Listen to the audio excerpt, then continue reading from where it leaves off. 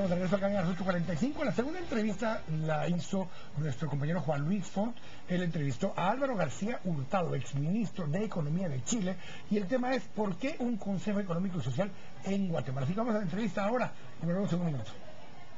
Buenas noches, estamos listos para conversar hoy con Álvaro García Hurtado, exsecretario general de la Presidencia de Chile, exministro de Energía también, un hombre con una gran experiencia política, hace consultoría internacional, está en Guatemala para participar en el Encuentro Nacional de Empresarios. Bienvenido, señor García, gracias por estar con nosotros. Y quisiera empezar preguntándole sobre las virtudes de contar con un Consejo Económico Social en un país como Guatemala. ¿Cuáles diría usted que son esas virtudes? Bueno, primero un millón de gracias por recibirme. Bienvenido.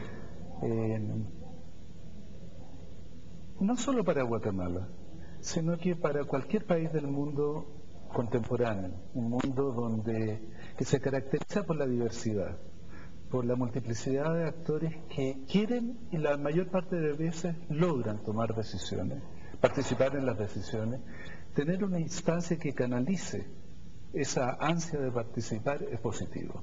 O se expresa en la calle, que es como ha ocurrido históricamente, o se expresa a través de un canal. Y creo que el Consejo Económico y Social tiene ese potencial de convertirse en un canal de expresión de la ciudadanía. En el Consejo Económico y Social están presentes las fuerzas productivas del país, el sector privado, los cooperativistas, está presente también el sector sindical. Así es. ¿De qué manera se produce la discusión? ¿Cómo se define la agenda a tratar, por ejemplo, en un Consejo Económico y Social? Bueno, la definen los propios actores dentro de un marco económico y social, en el sentido que eso es lo que los convoca, el mundo de la producción y el mundo social. Esta es una práctica bastante extendida en el mundo. Yo diría que no hay ningún país que haya saltado al desarrollo en los últimos 30 o 40 años que no tenga en el núcleo de su experiencia un Consejo Económico y Social. Estoy pensando en países que hace 30 años tenían un nivel de ingreso similar al de Guatemala y que hoy son países desarrollados: Finlandia, Irlanda, Singapur, Corea. Todos ellos se pusieron de acuerdo no solo en una visión, cosa que en América Latina estamos relativamente acostumbrados a hacer, sino que sobre todo cómo hacerlo. Y se encargaron durante 10, 15, 20 años, porque eso es lo que uno se demora en resolver los grandes problemas de un país, en empujar las cosas en esa dirección. No se tratan asuntos de coyuntura, se tratan asuntos, digamos, de estrategia nacional. Ambas cosas. Por ejemplo, el Consejo Económico y Social de España y Holanda tiene un promedio de 20 resoluciones al año. Hay algunas resoluciones de cosas bastante pequeñas, ¿no?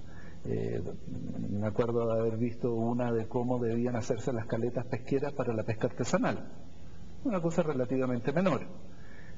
Pero también el año pasado, por ejemplo, en esos dos consejos se construyeron acuerdos de cómo reformar el sistema de pensiones, probablemente la decisión más compleja que se puede tomar en esas un país, en cualquier sociedad. Y especialmente en esas sociedades donde el estado de bienestar es muy grande y donde ya había fracasado el sistema político en múltiples ocasiones.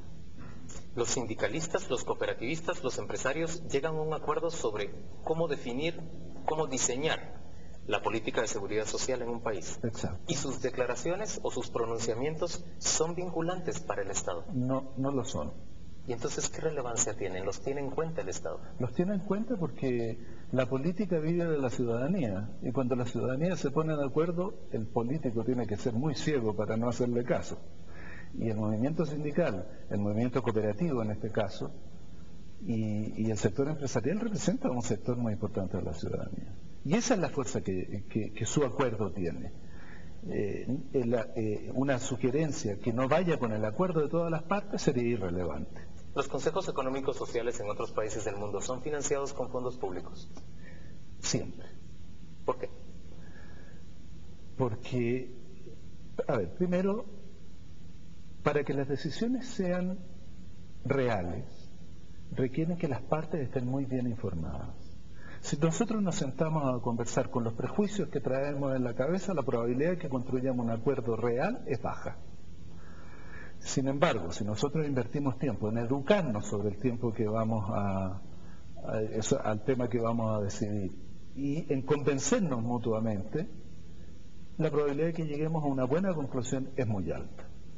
Pero hacer eso requiere tiempo, requiere asistencia técnica, requiere una institucionalidad que cobije el diálogo, que sea autónoma de cualquiera de las partes para que no represente un interés particular. Requiere un staff, por ejemplo, que investigue respecto a los temas que van a tratarse y pueda ofrecerle información confiable a todas las partes. Exactamente, y que cuando hay una parte que además requiera ser educada sobre el tema, se le eduque, porque en estas instituciones siempre avanzan al ritmo del más lento. Entonces a todos les conviene que todas las partes lleguen bien preparadas. ¿Cómo se elige a los participantes en ese Consejo Económico y Social? Y quiero saltar de una vez a un cuestionamiento que no tengo dudas que va a terminar haciéndose en Guatemala. ¿Cuánto tiempo debe durar la permanencia de un representante del sector?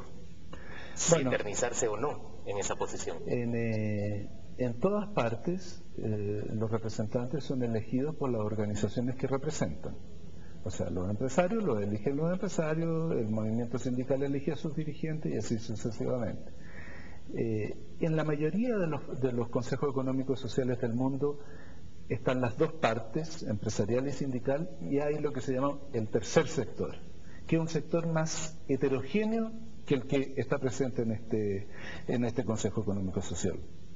Están los pequeños campesinos, están los pescadores artesanales, está el sector académico. Por lo tanto, hay un sector más amplio que el que aquí está representado. Pero en todas las ocasiones quien elige a sus representantes son las organizaciones, porque nuevamente eso es lo que le da fuerza al Consejo Económico y Social. Si solo fueran 20 personas inteligentes, no representarían a la sociedad. Cuando son 20 personas que dirigen a miles de personas, eso tiene fuerza. De manera que no se cuestiona el nombramiento que ha hecho el sector para colocar ahí a una persona.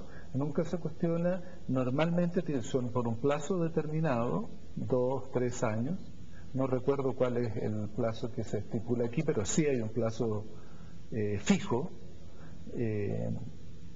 y son renovados por su propia organización. ¿Hace vulnerable para el Consejo Económico Social de Guatemala el hecho de que la fuerza principal del sindicalismo en el país se encuentre en las entidades del Estado? Eso hace vulnerable a Guatemala, no al Consejo Económico Social. ¿Por qué hace vulnerable al país? Porque los países dependen de sus redes de actores. Mientras más rico sea el capital social, como dicen los sociólogos de un país, más rico es el país.